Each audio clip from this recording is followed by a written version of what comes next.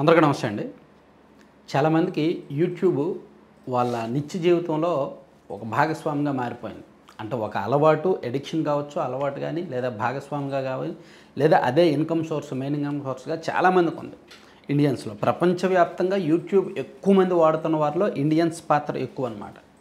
So మన దేశంలోనే ఎక్కువగా యూట్యూబ్ వాడుతున్నారు. యూట్యూబ్ నుంచి వచ్చిన రెవెన్యూని అందుకోవడంలో కూడా మన దేశంలోనే ఎక్కువ రెవెన్యూ అనుకుంటున్నారు. గత 3 సంవత్సరాల్లో 21,000 కోట్లు Indian influencers, content creators YouTube ద్వారా సంపాదించారంట. 21,000 కోట్లు అంటే మామూలు విషయం కాదు. సో ఈ యూట్యూబ్కి సంబంధించి ఒక సింపుల్గా ఈ వీడియోలో నేను చెప్తా. అంటే దేశవ్యాప్తంగా లక్షలాది మంది ఇన్ఫ్లుయెన్సర్లు ఉన్నారు, లక్షలాది మంది కంటెంట్ క్రియేటర్స్ ఉన్నారు. 2016 అంత యూట్యూబ్ ఎప్పటి నుంచో ఉంది. నాకు తెలిసి 2006లోనే నేను యూట్యూబ్ ఫస్ట్ చూసినట్టున్నా. 2016లో యూట్యూబ్కి పునర్జన్మ. ఎందుకంటే జియో సిమ్ వచ్చింది. జియో సిమ్ వచ్చిన తర్వాత మొబైల్ డేటా వాడకం పెరిగింది. మొబైల్ డేటా వాడకం పెరిగిన తర్వాత అందరూ కూడా యూట్యూబ్లో ఇవన్నీ చూడడం ప్రారంభించారు. యూట్యూబ్లో వీడియోస్ అవి చూడడం ప్రారంభించారు. వీడియో సాంగ్స్ కావచ్చు, జబర్దస్త్ స్కిట్లు కావచ్చు. సో అదే టైంలో కొత్త వాళ్ళు చాలామంది ఛానల్స్ పెట్టారు. టెక్ ఛానల్స్ అని, కంటెంట్ ఛానల్స్ అని, న్యూస్ ఛానల్స్ అని అవన్నీ పెట్టారు. ఇప్పుడు నా ఫీల్డ్లో చూసుకుంటే ప్రొఫెసర్ నాగేశ్వర్ గారు 2016 అనుకుంటా. ఈవెన్ జర్నలిస్ట్ సాయి గారు, ఆయన కూడా 2016 అనుకుంటా.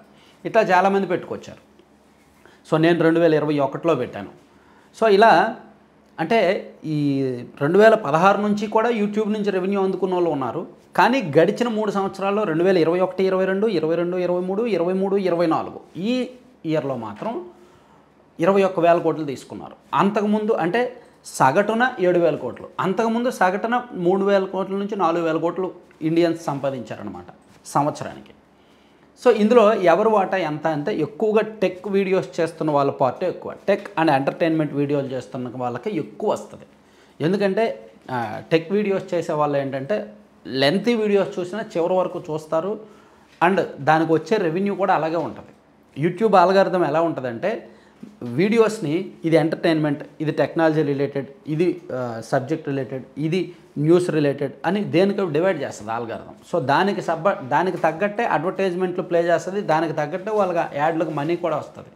సో మాలాంటి ఛానల్స్కి 1,00,000 వ్యూస్ వస్తే $35 నుంచి $40 వస్తుంది. కానీ టెక్ వీడియోస్కో, ఎంటర్టైన్మెంట్ వీడియోస్కో 1,00,000 వ్యూస్ వస్తే కొంతమందికి $100 పైగా వచ్చే అవకాశం ఉంటుంది. అలా ఉంటుంది అన్నమాట.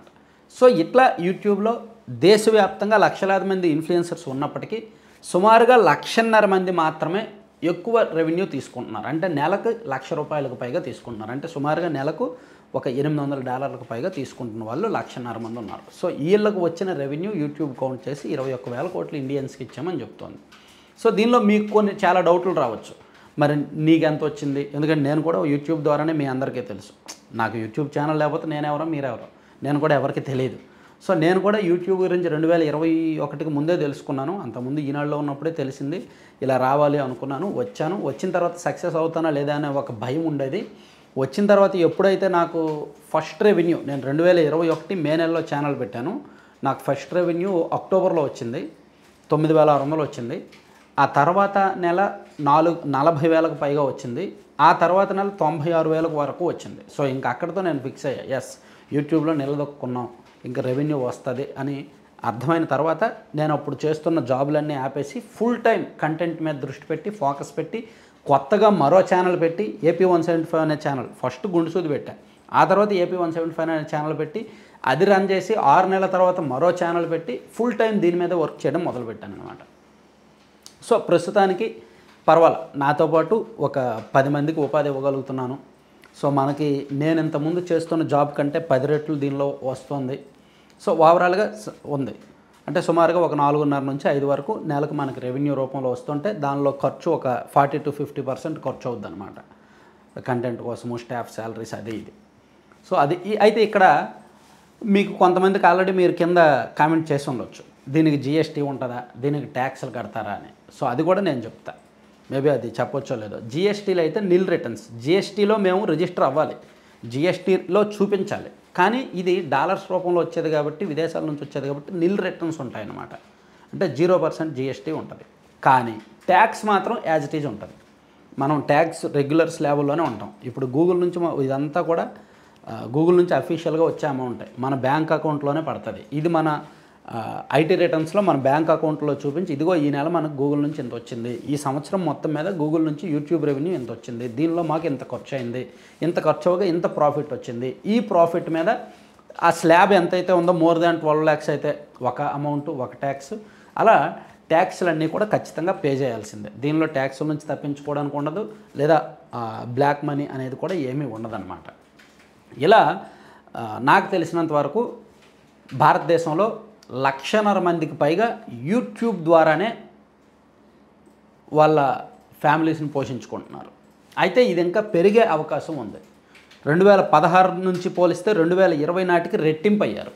2020 నుంచి 2025 మధ్యలో ఒక 10 రెట్లు పెరిగారు. అంటే 2020 నాటికి ఒక 50,000 మంది ఇన్ఫ్లుయెన్సర్స్ ఉంటే 50,000 ఛానల్స్ ఉంటే 2025 వచ్చేసరికి 5 లక్షల ఛానల్స్ అయ్యాయి. దానికి కారణం ఏంటంటే 2020, 21, 22 ఆ టైంలో విపరీతంగా ఛానల్స్ పెట్టారు. అయితే యూట్యూబ్ ఛానల్ పెట్టడం చాలా ఈజీ, ఏముంది ఒక జీమెయిల్ ఉంటే చాలు, జీమెయిల్తో ఛానల్ పెట్టేయచ్చు. కానీ దాన్ని జనంలోకి తీసుకువెళ్ళడం, దానికి జనానికి కనెక్ట్ అయ్యే కంటెంట్ ఇవ్వడం కష్టం అనమాట. ఎందుకు ఇప్పుడు లక్షలాది ఛానల్స్ ఉన్నప్పుడు ఈ ఛానల్ మాత్రమే ఎందుకు చూడాలి అని సగటు ప్రేక్షకుడు ఆలోచిస్తాడు. మన ప్రత్యేకత ఏంటి, మనం చెప్పేది ఏంటి? సో అందుకు కొంతమంది ఏంటి ట్రోల్స్ చేయడమో, లేదా ఎంటర్టైన్మెంట్ చేయడమో, లేదా అది ఇది కలిపి మార్ఫింగ్ చేయడమో, రకరకాలుగా అవి చేస్తారు. కొంతమంది ఏమో సాంగ్స్ చేస్తుంటారు, అంటే సినిమాల్లో రిలీజ్ అయ్యే పాటలను వీళ్ళు రీషూట్ చేసి రీక్రియేట్ చేసి చేస్తుంటారు. కొంతమంది రివ్యూస్, టెక్ రివ్యూస్ అవి ఇస్తారు. కొంతమంది సినిమా గాసిప్స్ ఇవి ఇస్తారు. కొంతమంది పాలిటిక్స్ రిలేటెడ్ చెప్తుంటారు. ఇలా ఏదైనా సరే ఎక్కువగా వంటల వీడియోస్ విపరీతంగా ఉంటాయి యూట్యూబ్లో. సో అంటే ఇది ఎవరైనా పెట్టొచ్చండి, ఎవరైనా సరే దీనిలో సక్సెస్ అయితే డబ్బులు బీభత్సంగా వస్తాయండి. ఏమండి యూట్యూబ్ ద్వారా నెలకు 30-40 లక్షలు తీసుకున్న వాళ్ళు, నెలకు ₹1 కోటి పైగా తీసుకుంటున్న వాళ్ళు కూడా ఇండియాలో ఉన్నారు. ఇప్పుడు ఫిల్మీమోజీ వాళ్ళు ఉన్నారు, అండ్ నా అన్వేష్ ఉన్నాడు. వీళ్ళందరికీ కూడా నెలకి 25 లక్షలు 30 లక్షలకు పైగానే వస్తాయి. అది కేవలం యూట్యూబ్ ద్వారా వచ్చిన అమౌంట్. యూట్యూబ్ ద్వారా ఇన్ని లక్షలు ఎందుకు వస్తాయి? ఎందుకంటే మీరు అంటే వీడియో ప్లే చేసినప్పుడు యాడ్లు వస్తాయి కదా, ఆ యాడ్లు మీకు 5 seconds, 10 seconds, 15 seconds వస్తాయి కదా. ఆ యాడ్లో చాలామంది, ఒక 1% మంది అయినా సరే ఆ యాడ్స్ క్లిక్ చేసి దాన్ని ఆ ప్రోడక్ట్ చూస్తారు, ఓపెన్ చేసి చూస్తారు. అప్పుడు ఆ కంపెనీ వాడు యూట్యూబ్కి అమౌంట్ ఇస్తాడు. ఆ యూట్యూబ్కి ఇచ్చే అమౌంట్ ద్వారా యూట్యూబ్ ఏమో ఇన్ఫ్లుయెన్సర్స్కి ఒక 55% అనుకుంటే ఇస్తుంది అనమాట, అంటే ఛానల్ ఓనర్స్కి. ఇట్లా యూట్యూబ్ నుంచి రెవెన్యూ వస్తుంది. సో ఎవరైనా సరే పెట్టుకోవచ్చు. నేను కూడా చాలామందికి చెప్పాను, కుర్రాళ్ళకి, వాళ్ళకి, వీళ్ళకి. పొలిటికల్ చెప్పాలన్నా చెప్పొచ్చు, లేదా న్యూస్ చెప్పాలన్నా చెప్పొచ్చు. కాకపోతే మనకంటూ ఒక ప్రత్యేకత ఉండాలి. మనకంటూ ఖచ్చితంగా ఇదిగో ఈ కంటెంట్లో క్లారిటీ కావాలంటే, ఈ సబ్జెక్ట్లో క్లారిటీ రావాలంటే ఈ ఇతని వీడియోస్ చూడాలి, ఈ సబ్జెక్ట్లో నిజాలు తెలియాలంటే ఇతని ఛానల్ చూడాలని ఒక ఐడెంటిటీ రావాలి, ఒక యూనిక్నెస్ మనకంటూ రావాలి, ఒక బ్రాండ్ రావాలి. అప్పుడు ఖచ్చితంగా మనం సక్సెస్ అయినట్టు. సో ఎవరైనా సరే ఉద్యోగాలు ఎవడో ఇస్తాడని వెయిట్ చేయకుండా మీకు మీరు ఛానల్ పెట్టుకోండి, సక్సెస్ అయ్యే ప్రయత్నం చేయండి, ఆల్గారిథంను స్టడీ చేయండి. ఎందుకంటే యూట్యూబ్లో విస్తృతమైన అవకాశాలు ఉన్నాయి. యూట్యూబ్ అంచనాలు కూడా 2030 నాటికి ప్రపంచవ్యాప్తంగా యూట్యూబ్ మార్కెట్లో 50% ఇండియన్సే ఉంటారని ఎక్స్పెక్ట్ చేస్తోంది. అలాగే ప్రస్తుతానికి సంవత్సరానికి 7,000 కోట్లు ఇండియన్స్కి వస్తుంటే సగటున 2030 నాటికి సంవత్సరానికి 12,000 కోట్ల వరకు ఇండియన్స్ తీసుకునే అవకాశం ఉంది అని యూట్యూబ్ కూడా ఒక అంచనాలు వేస్తోంది. యూట్యూబ్కి ఆల్టర్నేటివ్గా చాలా వచ్చినప్పటికీ దరిదాపుల్లో కూడా నిలబడట్లేదు అనమాట. సో అందుకే వీలైతే దీన్ని వాడుకోవచ్చు. Thank you.